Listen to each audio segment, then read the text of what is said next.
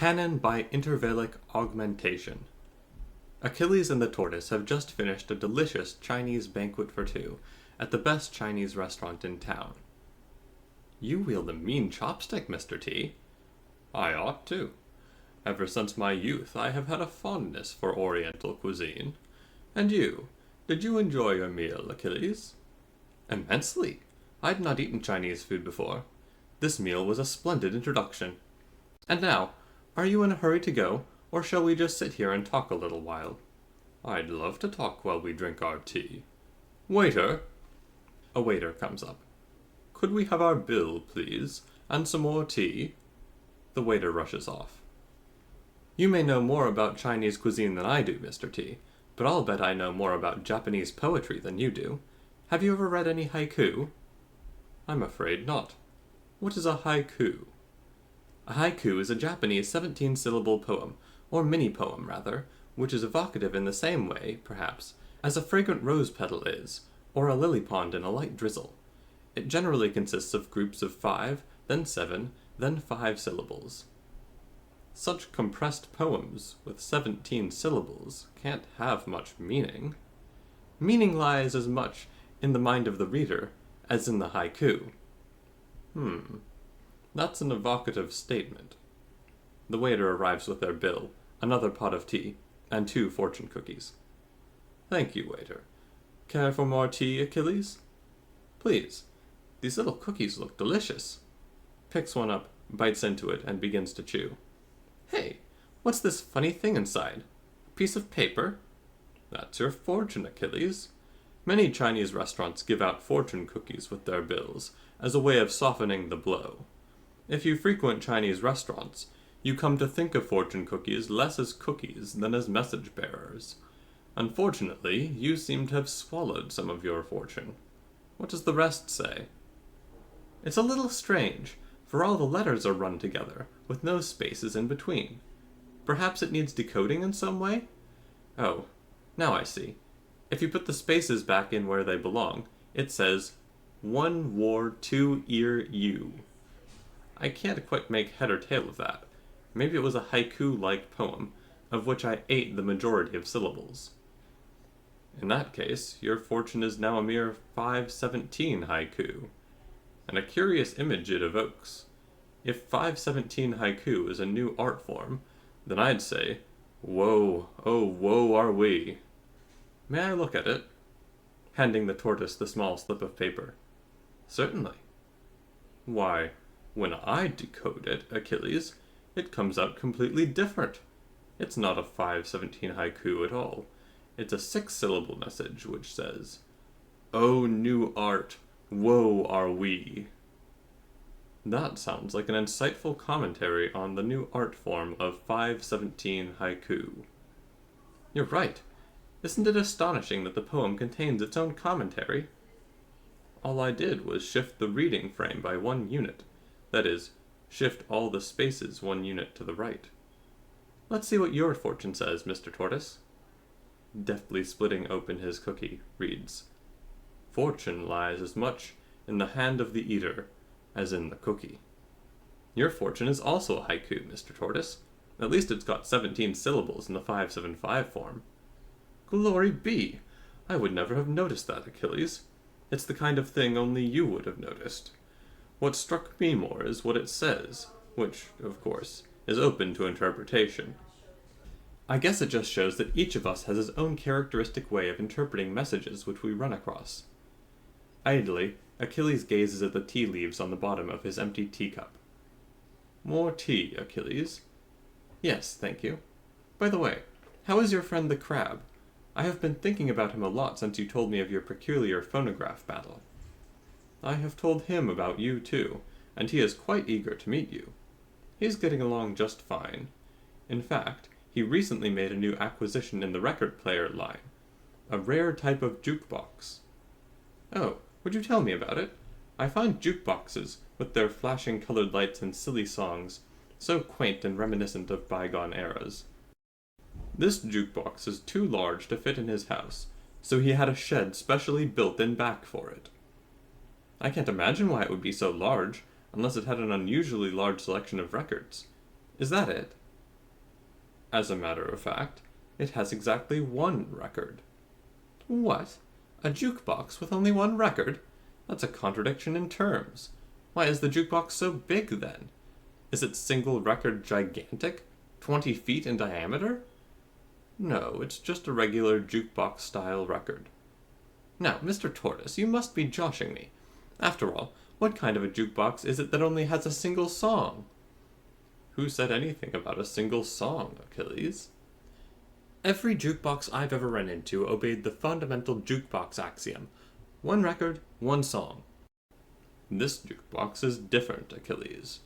The one record sits vertically suspended, and behind it there is a small but elaborate network of overhead rails, from which hang various record players.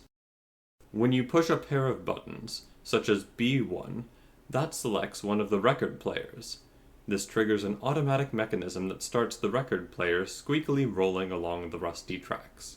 It gets shunted up alongside the record, then it clicks into the playing position. And then the record becomes spinning and music comes out, right? Not quite. The record stands still. It's the record player which rotates. I might have known. But how, if you have but one record to play, can you get more than one song out of this crazy contraption? I myself asked the crab that question. He merely suggested that I try it out.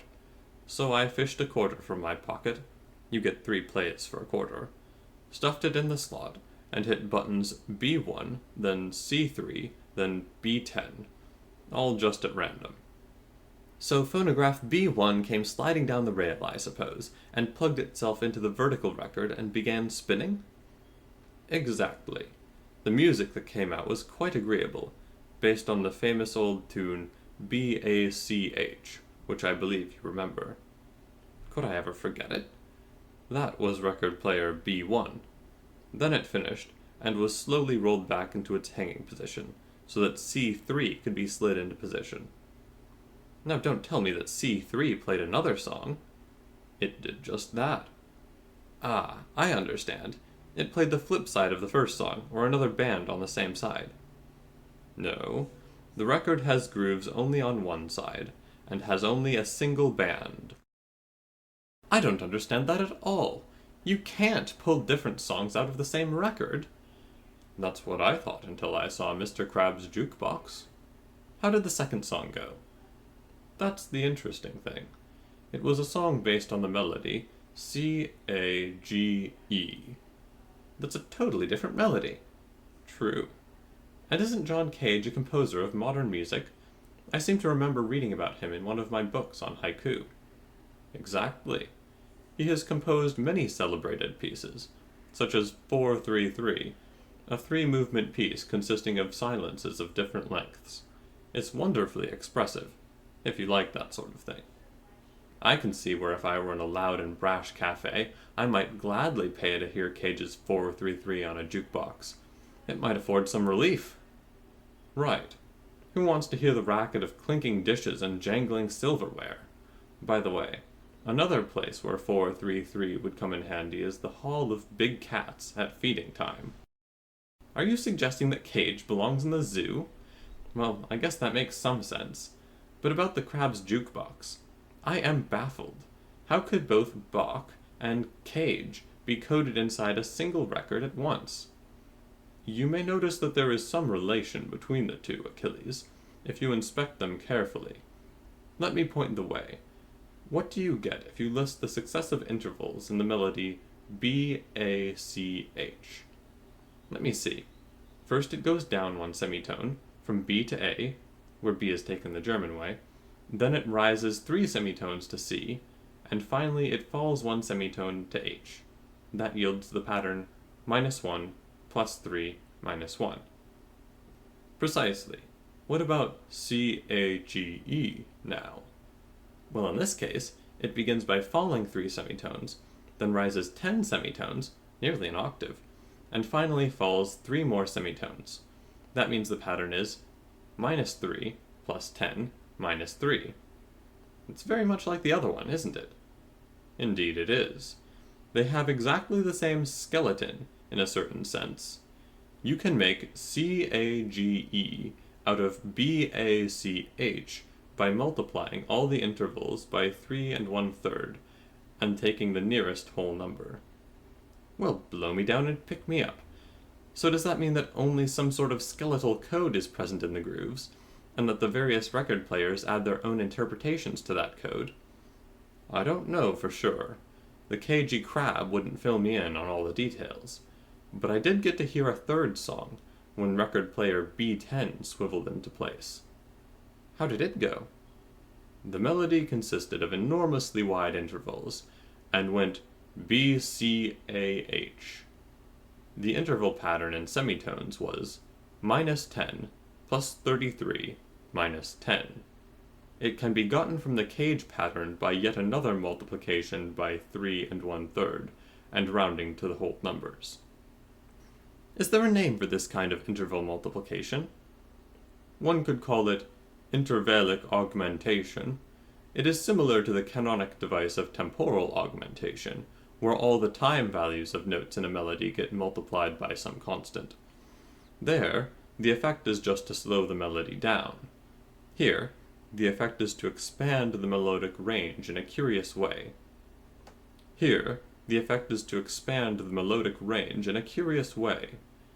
Amazing! So all three melodies you tried were intervallic augmentations of one single underlying groove pattern in the record? That's what I concluded.